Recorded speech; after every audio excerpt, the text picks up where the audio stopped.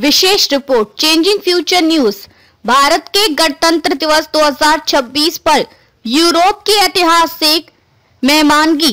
पहली बार यूरोपीय संघ का शीर्ष नेतृत्व होगा मुख्य अतिथि।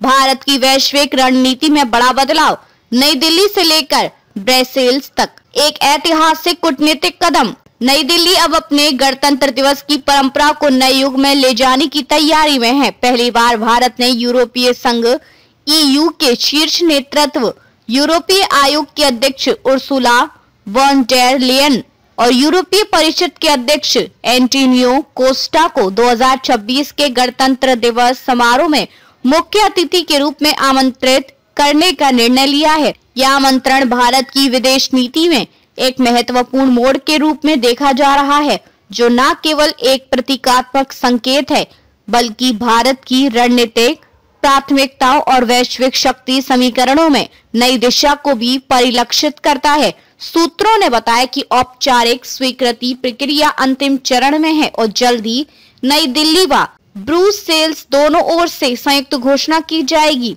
भारत यूरोपीय संघ नई साझेदारी की नींव। भारत और यूरोपीय संघ के बीच रिश्ते लंबे समय से आर्थिक और तकनीकी साझेदारी पर केंद्रित रही हैं, लेकिन पिछले 2 वर्षों में ये संबंध राजनीतिक और सामरिक स्तर पर भी गहराई से जुड़ने लगे हैं। इस वर्ष फरवरी में यूरोपीय आयोग के प्रतिनिधि मंडल ने भारत का उच्च स्तरीय दौरा किया था, जिसके बाद से कई अहम समझौते और वार्ताएं तेज हुई।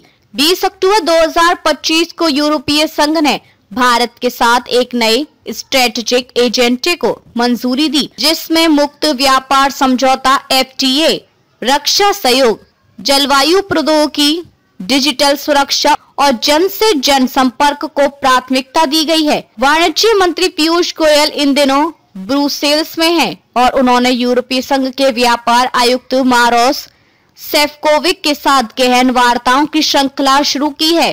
सेफकोविक ने कहा, हमारा उद्देश्य है कि व्यापार और निवेश समझौते को इस वर्ष के अंत तक अंतिम रूप दिया जाए। भारत के साथ वास्तविक प्रगति हमारी सर्वोच्च प्राथमिकता है। व्यापार, तकनीक और रणनीति का नया समीकरण। भारत यूरोपीय संघ FTA के 23 में से लगभग 12 अध्याय अब तक फाइनल हो चुके हैं।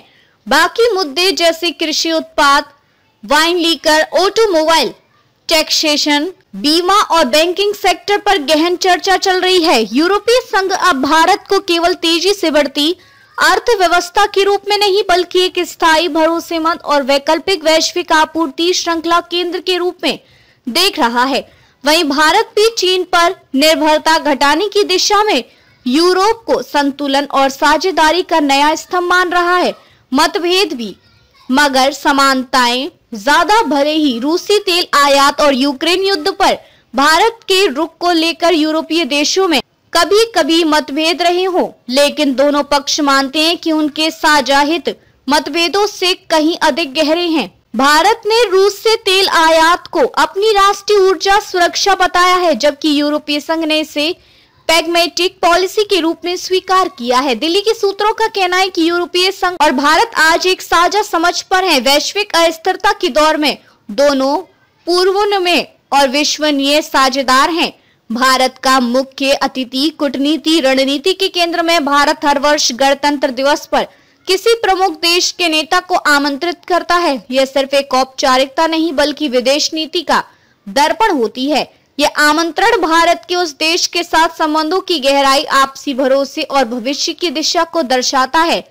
पिछले वर्षों में फ्रांस, जापान, अमेरिका, मिस्र और इंडोनेशिया जैसे देशों के नेता गणतंत्र दिवस के अतिथि रहे हैं। अब यूरोपीय संघ को आमंत्रित करना भारत का ये संकेत है कि नई दिल्ली अब बहुपक्षीय साझेदारी को द्विपक्षीय सीमाओं से ऊपर उठाकर देखना चाहती है। जनवरी 2026 एक नया अध्याय। सूत्रों के अनुसार जनवरी में गणतंत्र दिवस समारोह से पहले भारत यूरोपीय संघ शिखर सम्मेलन दिल्ली में आयोजित किया जाएगा। इससे पहले विदेश मंत्री S जयशंकर और यूरोपीय उच्च प्रतिनिधि काजा कलास की नवंबर-दिसंबर में कई अहम बैठकें निर्धारित हैं। दिसंबर तक FTA वार्ताओं को पूरा करने का लक्ष्य रखा गया है, ताकि जनवरी में दोनों पक्ष से रणनीतिक उपलब्धि के रूप में प्रस्तुत कर सकें।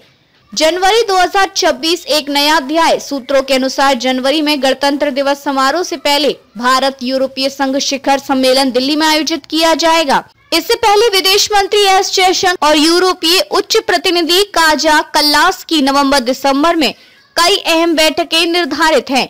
दिसंबर तक एफटीए वार्ताओं को पूरा करने का लक्ष्य रखा गया है ताकि जनवरी में दोनों पक्ष से रणनीतिक उपलब्धि के रूप में प्रस्तुत कर सकें। भारत के लिए संभावित फायदे, निर्यात और निवेश में वृद्धि। यूरोपीय कंपनियां भारत में मैन्युफैक्चरिंग और हरित तकनीक में निवेश बढ़ा सकती हैं।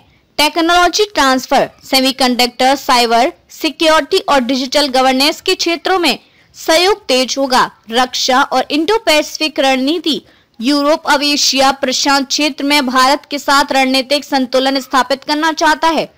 राजनयिक संदेश, अमेरिका चीन प्रतिस्पर्धा के बीच भारत ने यूरोप को एक विश्वसनीय धुरी के रूप में उभारा है। निष्कर्ष, भारत का यह आमंत्रण केवल कूटनीतिक शिष्टाचार नहीं बल्कि एक दूरदर्शी विदेश नीति की घोषणा है।